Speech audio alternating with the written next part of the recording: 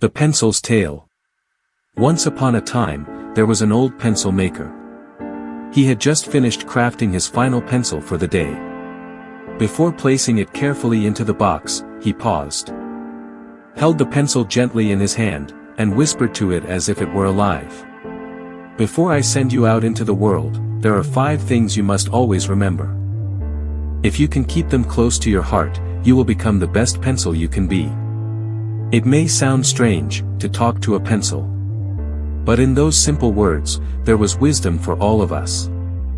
Let me tell you the story of that pencil, and perhaps you'll see yourself in it. Lesson 1: You can do great things, but only in the right hands. The old man said, "You were made to create, to draw, to write stories and build dreams. But remember, you can't do that alone. You need to be held. A pencil has no power if it stays in the box. Only when placed in the hand of someone willing to use it, does it fulfill its purpose. And aren't we the same? No matter how talented or passionate we are, our greatest potential only shows when we allow others to guide us, help us, work with us. A coach, a mentor, a friend, a teacher, life was never meant to be lived alone. The pencil's first lesson is humility: trust the hands that hold you. Lesson 2: Sharpening hurts, but it makes you better. From time to time, the pencil maker said, you'll feel pain. It will come when you're sharpened. You'll lose parts of yourself. It might be uncomfortable. It might feel like you're being cut down. But every time it happens, you'll come out sharper, stronger, more precise. Isn't that what life does to us? We get shaped by hard times. We're tested by heartbreak, setbacks, rejection. It stings. But if we embrace it, if we let it shape us rather than break us, we grow. We improve. We become wiser, more compassionate, more resilient. Growth doesn't come without a little sharpening. Lesson 3: Mistakes can be erased. You will make errors, the old man said. But that's okay. You have an eraser for a reason. The pencil can write a line, and if it's wrong, it can erase and try again. So can you. You don't have to be perfect. You don't have to carry guilt or shame forever. Life gives us second chances, third chances. As long as we're willing to admit we're wrong, and willing to try again, we can always correct the course. You are never defined by your mistakes.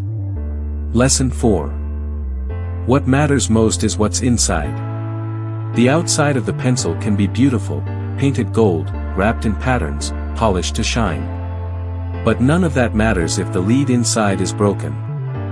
The pencil's value lies in its core, in the part that can write, sketch, leave a mark. And so do we. Not in how we look. Not in what we wear, what we own, or how loud we are. What matters is our inner character, our kindness, our courage, our compassion. That's what the world remembers. The heart always matters more than the surface. Lesson 5: You must leave your mark. Wherever you go, whatever you write upon, leave something behind, the old man whispered. Make a mark. A pencil is never just for holding. Its purpose is to leave something meaningful wherever it's used. And so are we. In every relationship, in every job, in every place we visit, we have the power to leave a trace. A smile, a helping hand, a story, a legacy. Whether it's on paper or in people's hearts, make it count. But that's not the whole story. The pencil sat silently, but it was listening. And before the old man closed the box, the pencil seemed to nod, ready for the journey ahead. Now here's something the old man didn't say, but we all know it's true. A pencil doesn't get to choose who holds it. Sometimes it's an artist. Sometimes, a child. Sometimes someone who's careless or even cruel. But the pencil still writes. And you? You might not always choose where life places you. You may end up in tough circumstances, or around people who don't see your worth. But that doesn't change who you are. You still get to choose how you respond, what you create, and what kind of mark you leave. And remember this too. The more a pencil writes, the shorter it becomes. With every story it tells, every word it shares, it gives away a piece of itself. And in that slow fading, it finds its meaning. A pencil does not live to stay full. It lives to be used well. And isn't that the most beautiful kind of life? Final thought, you are the pencil. So maybe you are like that pencil. You're held by unseen hands. You've been sharpened. You've made mistakes. You've questioned your worth. But still, you carry within you something powerful. Something that can draw, and write, and change someone's world. So go ahead. Leave your mark. Because the best pencils are the ones that were never afraid to be used. If this story spoke to your heart, share it with someone who needs to hear it today.